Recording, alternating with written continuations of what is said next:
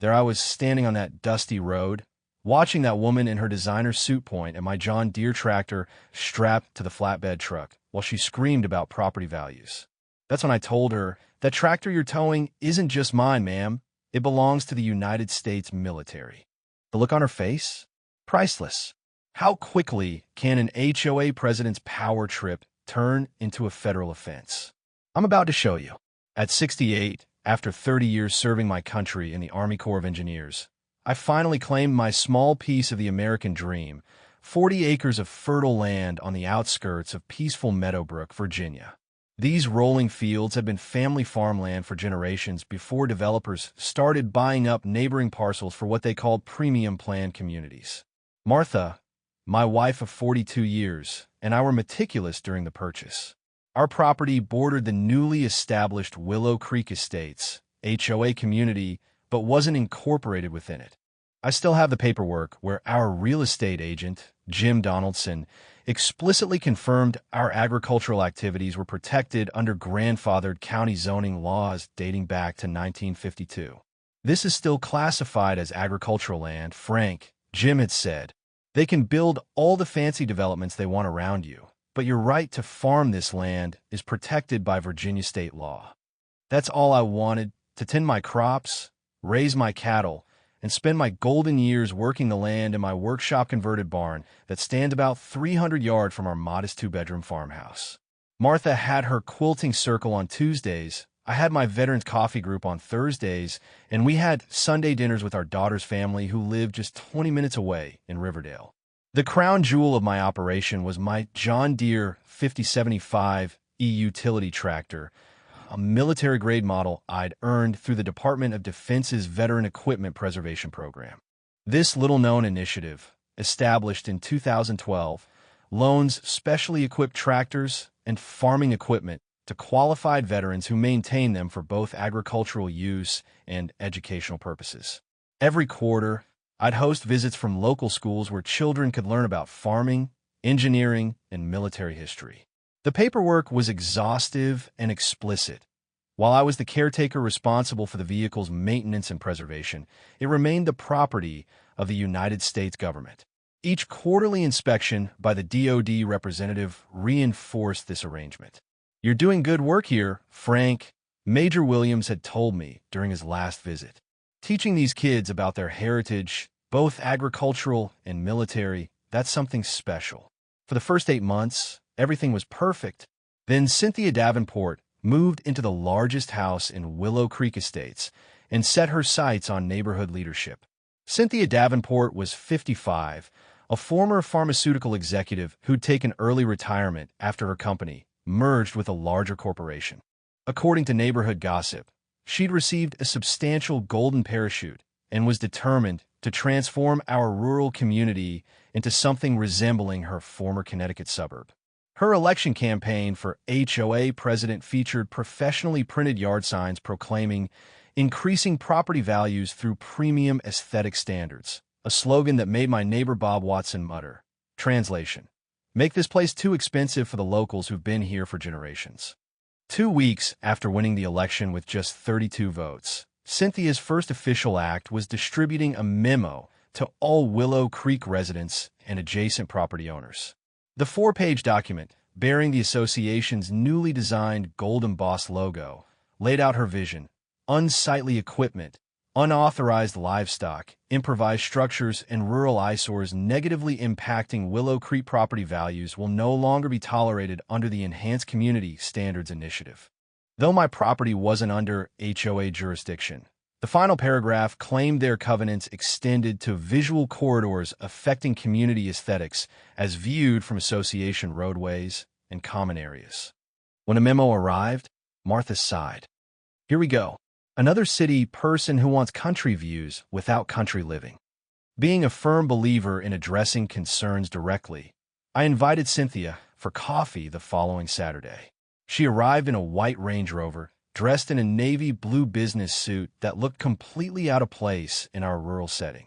In my kitchen, I calmly showed her my agricultural zoning documentation, property boundaries, and explained the military significance of the tractor she'd labeled unsightly in her memo. I even invited her to the upcoming quarterly educational event where local fourth graders would learn about farm machinery and military support equipment. My first small victory came during that very event, when several Willow Creek residents bringing their grandchildren openly praised my farm's contribution to the community. Dr. James Harris, a retired history professor who'd recently moved into Willow Creek, was particularly enthusiastic. "This is exactly why we chose this location," he told the gathering. "The blend of rural heritage with modern amenities. My grandkids learn more in an hour here than from a week of iPad games."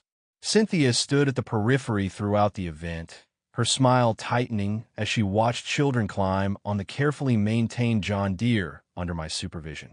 When the crowd dispersed, she approached me. "The children's program is quaint," she conceded reluctantly. "But that doesn't change the fact that this equipment is visible from our community entrance. That green monstrosity has to go." She gestured toward the tractor. "Rules are rules, Mr. Harrison, but they're not your rules to enforce on my property," I reminded her gently, adjusting my cowboy hat. She glanced around at my farm, taking in the worn overalls I was wearing. "We'll see about that."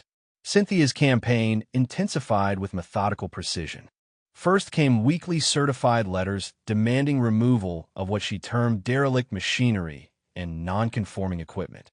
Each letter grew progressively more formal, with the third one coming from Winston and Leeds, attorneys at law, though I later discovered this was simply her brother-in-law's firm from Baltimore. When I responded with copies of my legal documentation and property surveys, she pivoted to noise complaints about morning farm operations. According to her, my 7 a.m. tractor work constituted nuisance noise violations during residential quiet hours. My second victory arrived unexpectedly when the county zoning inspector, Miguel Sanchez, visited after Cynthia filed a formal complaint. Rather than issuing violations, he spent 2 hours touring my operation. "Mr. Harrison, your setup here is exactly the type of agricultural heritage our County Planning Commission aims to preserve," Miguel explained, taking photos of the John Deere. "I'd like to feature this in our Historical Society newsletter, if you don't mind. It's a perfect example of how modern communities can coexist with our rural roots." When he left, he handed me his card with his personal cell number written on the back. "Just in case you encounter any further misunderstandings about your zoning rights." Furious at this setback, Cynthia escalated to daily property surveillance. Every morning at precisely 8:15 a.m., her Range Rover would park along the dirt access road leading to my property, and she would photograph my farming activities, documenting what she termed violations in a leather-bound notebook. The situation reached a turning point when my security camera, installed after Martha noticed our mailbox had been tampered with, captured Cynthia stepping onto our property for closer photographs of the tractor. The footage clearly showed her in her business suit, ducking under the split-rail fence marking our property line. When Sheriff's Deputy Thomas Cooper responded to my trespassing report, he reviewed the footage and paid Cynthia an official visit. This third victory was particularly satisfying when I learned she'd received a formal warning that any further unauthorized entry onto our property would result in charges. She tried to claim she was standing in the easement, Deputy Cooper told me later at our Veterans Coffee group. I had to explain the difference between utility easement and private property to someone with a lawyer on speed dial. He chuckled. "Some folks move to the country but bring city entitlement with them." Believing we'd finally established boundaries, Martha and I felt comfortable accepting our daughter's invitation to spend 4 days helping after the birth of our first grandchild. Before leaving, I parked the John Deere along the dirt access road after finishing some field work, fully on my property, but admittedly visible from the main road approaching Willow Creek Estates. We returned home on a Thursday afternoon, arms full of baby pictures and handmade gifts from our daughter. As we turned onto the dirt access road leading to our farm, I immediately noticed something wrong. The space where my John Deere tractor had been parked was conspicuously empty. "Someone stole the tractor," I said, already reaching for my phone to call Sheriff Cooper. While I was explaining the situation to dispatch, Martha called out from the front porch, "Frank, there's an envelope taped to the door." Inside was a printed notice on Willow Creek Estates letterhead. Notice of nuisance abatement action pursuant to Community Protection Ordinance 15C equipment in violation of aesthetic standards has been removed. Contact Hillside Impound for retrieval information. The signature at the bottom, in flowing blue ink, Cynthia Davenport, HOA president. My hands shaking with anger. I call the impound lot. The attendant confirmed they had indeed towed a green John Deere tractor from the access road near my address that morning. Got paperwork signed by the property manager, he explained. Lady in a blue suit was very clear about it being unauthorized equipment on community access property. That'll be $1,200 towing fee plus $150 per day storage. Been here since 6 a.m., so that's 1 day already. Before I could respond, my phone beeped with an incoming call, Cynthia Davenport. I thought it best to inform you personally that the HOA has exercised its right to remove nuisance equipment, she said, her voice practically dripping with satisfaction.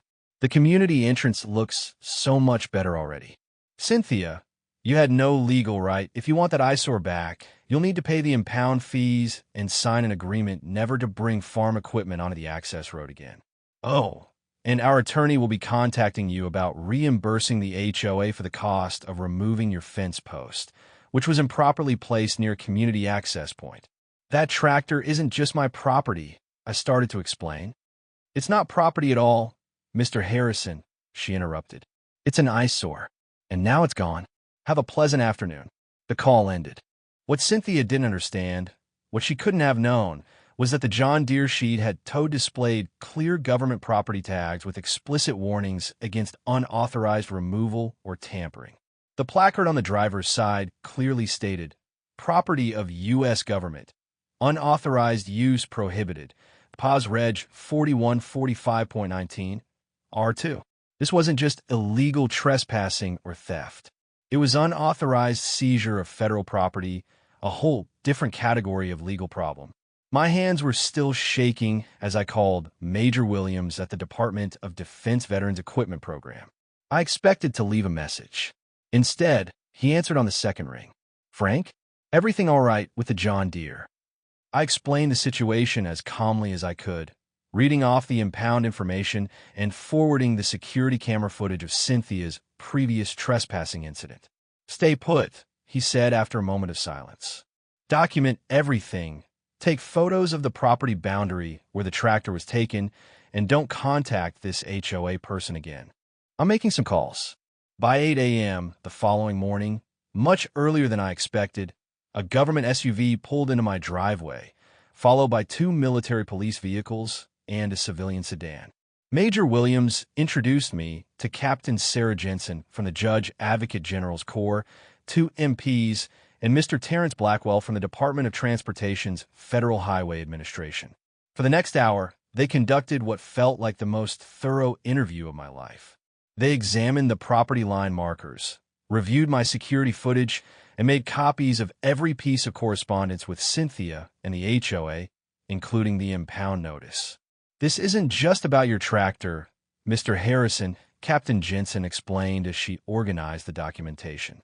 Unauthorized removal of marked government equipment triggers multiple jurisdictions and federal statutes. The vehicle is part of an official program, bears federal identification markings, and was removed without proper authorization from legally protected agricultural land.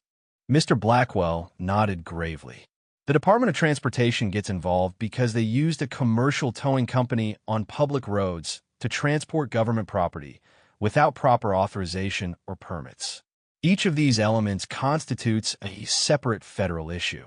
Major Williams stepped outside to make a phone call. When he returned, his expression was both sympathetic and determined. Frank, I've been running this program for 6 years. We've had vandalism, attempted theft, even a fender bender during a parade. But I've never had someone brazenly tow a clearly marked government vehicle based on Homeowners Association rules. He shook his head. I don't think your HOA president understands a hornet's nest she just kicked. After finishing their documentation, the military officials prepare to leave. We're going to intercept that tow truck, Captain Jensen explained. The DOT has already contacted the impound lot and ordered them to halt processing. We've got authorization to redirect the truck back here with your tractor, instead of completing the impound. So they're bringing it back here? I asked, surprised at how quickly things were moving. Yes, Major Williams confirmed. Mr. Blackwell is making arrangements now, and he's also contacting Ms. Davenport to inform her that her removal operation has been superseded by federal authorities. I suspect she'll be showing up here shortly to see what's happening. Victory number 4 had arrived. The military officials had halted the impound process and were bringing my tractor directly back to my farm. But the best was yet to come. After speaking with Major Williams, I headed back to my farm, anxious to prepare for the tractor's return. As I turned onto the dirt access road leading to my property, I was shocked to see a flatbed tow truck parked in my driveway with my John Deere tractor still secured on it. The driver was standing beside it, looking confused and speaking on his phone. Behind the tow truck were parked several government vehicles, Major Williams' SUV, 2 military police cars, and a civilian sedan. The military officials were examining my property line markers and speaking with the tow truck driver. Just as I pulled up, a white Range Rover screeched to a halt behind me, and Cynthia Davenport emerged, dressed in the same navy blue business suit she'd worn when photographing my property, a designer handbag over one arm and a leather portfolio clutched in the other. She marched directly toward my driveway, her high heels struggling on the dirt road, and stopped abruptly when she saw me climb out of my truck. I adjusted my cowboy hat and stood firmly in my plaid shirt and overalls as her eyes narrowed at the sight of military personnel gathered around her prize removal. "What is the meaning of this?" she demanded, striding toward the tow truck. I authorized that equipment to be taken to impound, not brought back here. I stepped into her path, pointing directly at her. "That eyesore you towed belongs to the United States military, ma'am." This was exactly the confrontation shown in the thumbnail, me in my farm clothes and cowboy hat pointing firmly at Cynthia in her business suit. With the green tractor visible on the flatbed truck behind us, my barn and fields visible in the background. Captain Jensen, a JAG Corps officer, approached us. "Ms. Davenport? I'm Captain Sarah Jensen, Judge Advocate General's Corps, United States Army. We've intercepted this vehicle during transport after receiving an alert about unauthorized removal of federal property." Cynthia's expression flickered between confusion and indignation. "That old tractor? It's a community eyesore that was removed per our HOA covenants." "Ma'am," Captain Jensen continued, her tone professionally neutral but firm, "you facilitated multiple federal offenses: false representation of authority, unauthorized removal of government property, interference with a federal program, and filing fraudulent documentation claiming abandoned status for clearly marked federal equipment." The tow truck driver, clearly uncomfortable, added, "She told me it was abandoned equipment on community property. Signed all the papers saying she had authority to remove it." Mr. Blackwell, the transportation official, stepped forward and silently handed Cynthia a color photograph showing the government property plate on the tractor. Cynthia's complexion had paled considerably, but she attempted to rally. "This is absurd. Our HOA covenants clearly state—" "Ma'am," interrupted Mr. Blackwell, pointing again to the photograph. "Do you see this eagle seal? This equipment falls under Title 41 of the U.S. Code governing federal property management. Federal law supersedes homeowners association covenants in every jurisdiction in the United States." Sensing her position weakening, Cynthia changed tactics. "I wasn't aware of any special status. The vehicle appeared abandoned on community-adjacent property. I was protecting property values by authorizing the removal of equipment from private property clearly outside your HOA boundaries?" one of the MPs asked, reading from his notes. "Our team measured the property lines this morning. The vehicle was 38 feet inside Mr. Harrison's property line." Major Williams played a recording on his phone, my security camera footage showing Cynthia directing the tow truck operator to take it to your furthest storage area and specifically instructing him to process it as abandoned equipment, not a vehicle. Captain Jensen handed Cynthia a formal document. "This is a cease and desist letter requiring you to immediately discontinue any interference with Mr. Harrison's property or the federal equipment in his care." The Department of Defense is conducting a formal investigation into this incident. You should expect contact from our office within 3 business days." Cynthia's hands trembled slightly as she accepted the document. Her earlier confidence had completely evaporated. "This isn't over," she muttered, retreating toward her Range Rover. "Actually, Ms. Davenport," Captain Jensen replied, "from a federal standpoint, it's just beginning. I suggest you retain counsel familiar with federal property statutes." As Cynthia drove away, the tow truck driver approached me apologetically. "Sir, I had no idea it was government property. They're having me return it directly instead of taking it to impound."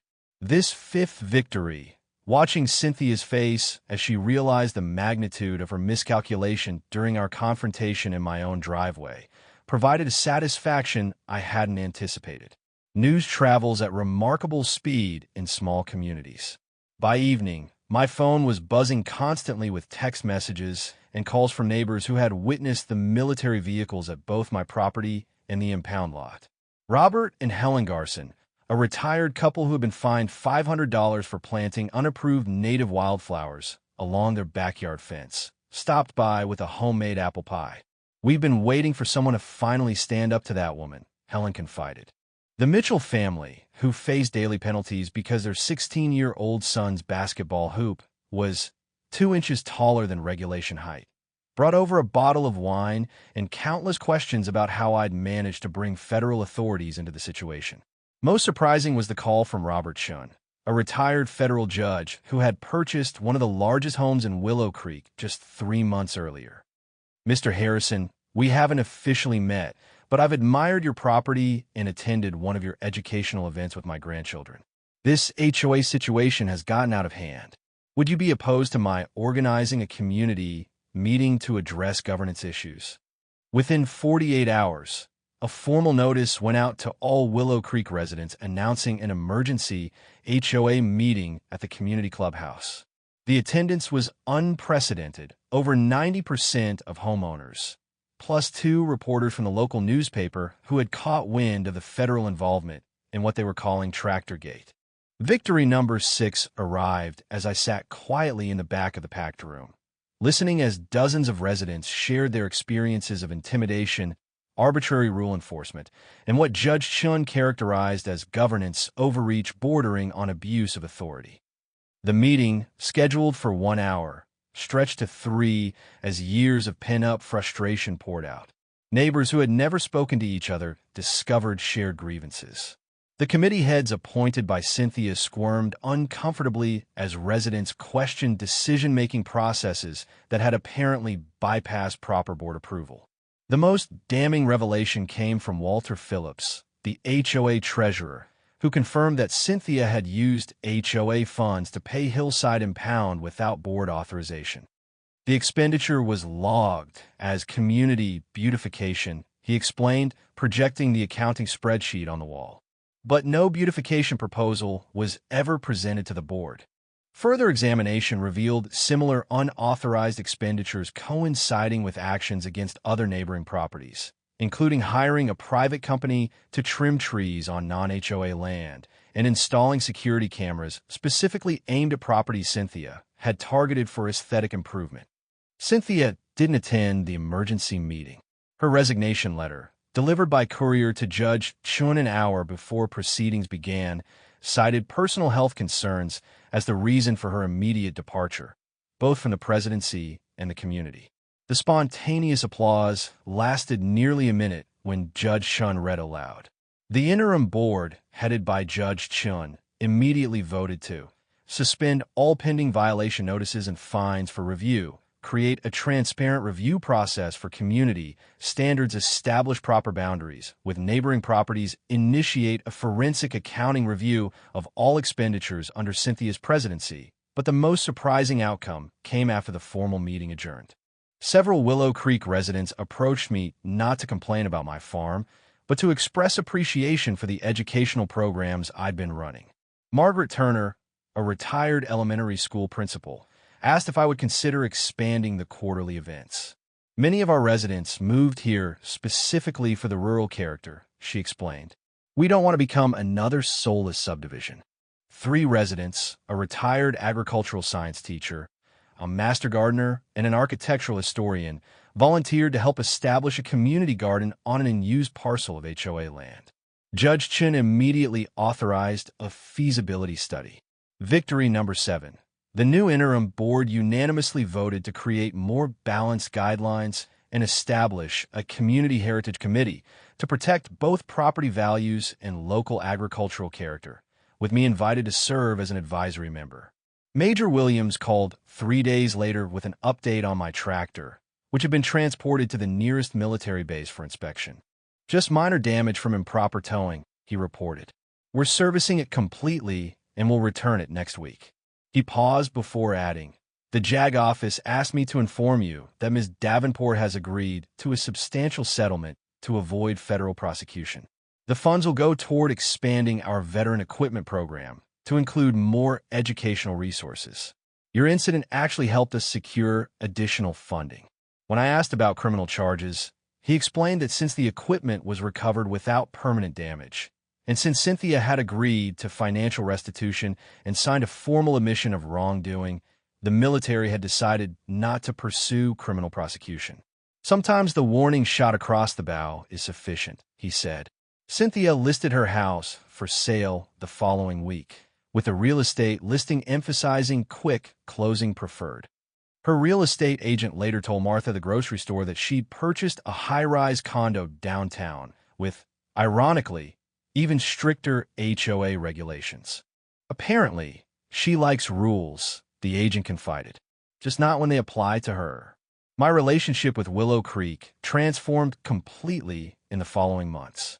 The new HOA board, with Judge Chun as interim president, invited me to help establish sensible buffer zones and reasonable guidelines respecting both community concerns and agricultural traditions. The quarterly educational events expanded to monthly programs, with different residents contributing their expertise. Dr. Harris, the retired history professor, began a popular series on local agricultural history.